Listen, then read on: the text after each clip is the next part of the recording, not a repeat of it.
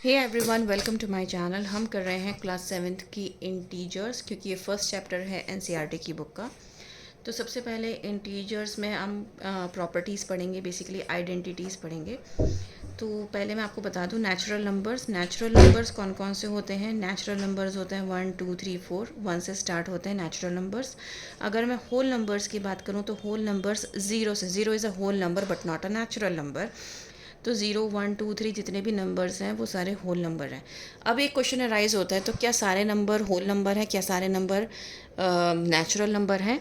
तो मैं ये कहूँगी कि सारे नंबर होल नंबर हैं, but zero is not a natural number. ठीक है, ये बात याद रखनी है। उसके बाद जब मैं बात करूँगी इंटीजर्स की, तो इंटीजर्स क्या होते हैं? इंटीजर्स आपके होते हैं पॉजिटिव इंटीजर्स और नेगेटिव इंटीजर्स। आप इस चीज़ को इस तरीके से समझ सकते हो, अगर ये एक नंबर लाइन है तो राइट हैंड साइड पे हम सारे पॉजिटिव इंटीजर्स लिखते हैं, और जो लेफ्ट हैंड साइड होती है इसमें हम सारे नेगेटिव इंटीजर्स लिखते हैं। तो that is known as your integers. ठीक है, इन नंबर्स को हम क्या कहते हैं? इंटीजर्स कहते हैं, जो कि पॉजिटिव और नेगेटिव दोनों होते हैं। देन उसके बाद आती हैं properties of addition and subtraction. तो मैं यहाँ पे सिर्फ प्रॉपर्टीज़ लिख रही हूँ, हेडिंग। ठीक है, आप समझ जाना किस चीज़ की प्रॉपर्टीज़ बता रही हूँ मैं। एडिशन और सब्ट्रैक्शन की, इंटीजर्स की प्रॉपर्टीज़ बता रही हूँ। तो सबसे पहले हम पढ़ेंगे क्लोजर प्रॉपर्टी। तो क्लोजर प्रॉपर्टी क्या होती है? क्लोजर प्रॉपर्टी का मतलब होता है कि अगर मैं a प्लस बी करूँ, a प्लस बी अगर इक्वल्स टू सी है, मतलब अगर मैं दो नंबर लूँ a plus B equals to C, A plus B, A B और सी क्या हैं? ये आपके इंटीजर्स हैं। क्या हैं? ये आपके इंटीजर्स हैं। यहाँ पे हमें इंटीजर्स पुट करना है। तो ये क्या होंगे?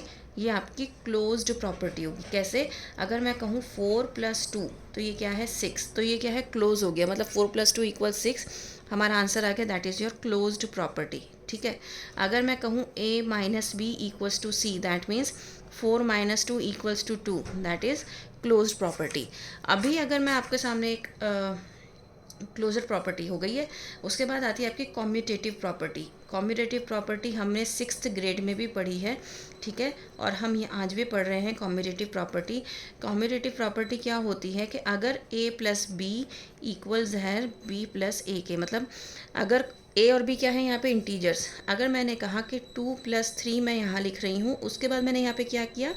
इनकी जगह को चेंज कर दिया, 3 प्लस 2, तो दोनों का आंसर क्या आएगा? 5 ही आएगा। आप अगर उसको रीशफल कर देते हो, आई मीन प्लेस चेंज कर देते हो, तब भी आपका आंसर सेम आ रहा है, that is your commutative property. लेकिन एक बात याद रखना, इस वाले केस में, कॉम्यूटेटिव प्रॉपर्टी के केस में, आप ये नहीं कह सकते कि ये क्लोज्ड हो जाएगी, ये क्लोजर प्रॉपर्टी यहाँ पे लगेगी। कैसे? अगर मैं a प्लस बी की बात करूँ, a प्लस बी में तो ये प्लस हो रहा है। अगर मैं माइनस की बात करूँ, a minus B equals to b minus A, तो इसमें ये प्रॉपर्टी नहीं लगेगी। सब्ट्रैक्शन में ये प्रॉपर्टी नहीं लगेगी। क्यों नहीं लगेगी? क्योंकि अगर मैंने कहा है 5 माइनस 2, तो 5 माइनस 2 3 हो गया। यहाँ पे a की वैल्यू 5 थी और यहाँ पे b की वैल्यू 2 थी, तो 2 माइनस 5 क्या हो जाएगा? -3। तो ये क्या हो जाएगा? ऑपोजिट हो जाएंगे। तो ये क्या है? ये क्लोज नहीं होगा। ये प्रॉपर्टी क्या हो रही है? क्लोज नहीं हो रही। क्लोज ना होने से मुराद क्या है? क्लोज ना होने से का मतलब ये है कि ये आंसर जो है सेम नहीं आ रहे हैं। तो माइनस में, सब्ट्रैक्शन में कभी भी कॉम्यूटेटिव प्रॉपर्टी नहीं लगेगी। ये बात आपको याद रखनी है। ठीक है, ये इम्पॉर्टेंट है और ये आपको समझने की बहुत ज़्यादा ज़रूरत है। देन उसके बाद आती है हमारे पास एसोसिएटिव प्रॉपर्टी। एसोसिएटिव प्रॉपर्टी में क्या होता है? अगर मैं a प्लस बी की फॉर्म से इसलिए समझा रही हूँ कि ये सारे आपके इंटीजर्स हैं। ठीक है, अब मैंने क्या किया, ये मेरे पास 3 नंबर है। अब आप कहोगे इसमें तो कोई भी चेंज नहीं है, बट मैंने क्या किया, यहाँ पर मैंने b प्लस सी को ब्रैकेट में ले लिया और यहाँ पर मैंने a प्लस बी को ब्रैकेट में ले लिया। ठीक है, अब देखो, अगर मैं यहाँ 1 प्लस 2 प्लस 3 कर रही हूँ और यहाँ पे भी 1 प्लस 2 प्लस 3 कर रही हूँ, यहाँ पे भी 3 प्लस 3 6 आएगा और यहाँ पे भी 1 प्लस 5 6 आएगा। राइट, तो दोनों सेम है।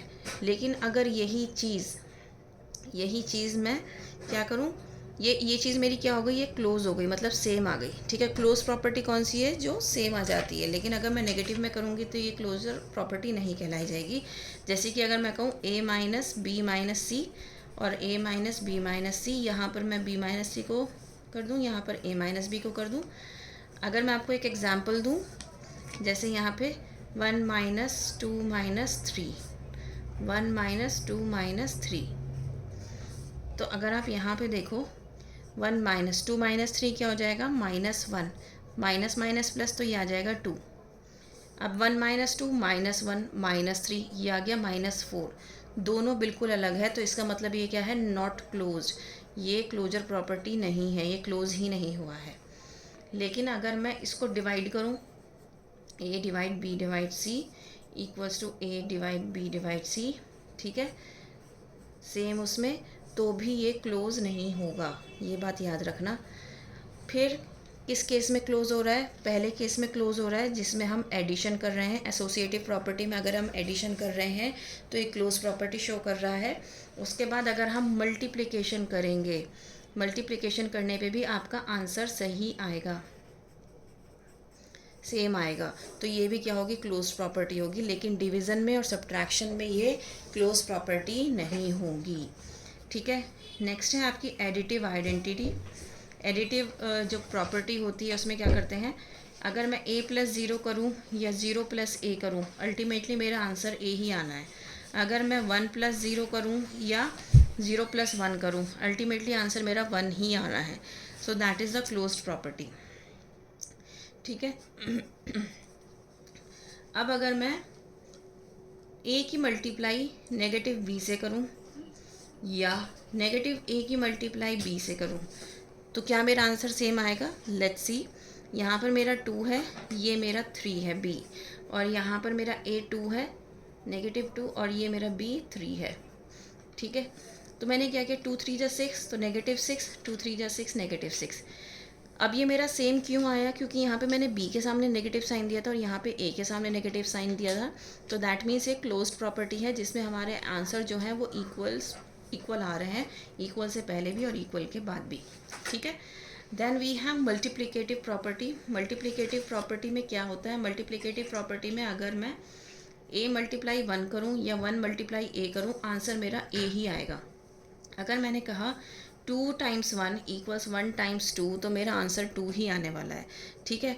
तो ये क्या है, आपकी क्लोज प्रॉपर्टी है। देन उसके बाद आ जाती है आपकी डिस्ट्रीब्यूटिव प्रॉपर्टी। डिस्ट्रीब्यूटिव प्रॉपर्टी क्या कहती है कि अगर मैं a मल्टीप्लाई b प्लस सी करूँ, ठीक है, तो अगर मैं इसकी मल्टीप्लाई इससे करूँगी, फिर इसकी मल्टीप्लाई इससे करूँगी, देखो इक्वल के बाद a multiply b plus a multiply c, तो ये क्या है, ये मेरा आंसर, ये मेरी क्या है, ये डिस्ट्रीब्यूटिव प्रॉपर्टी है।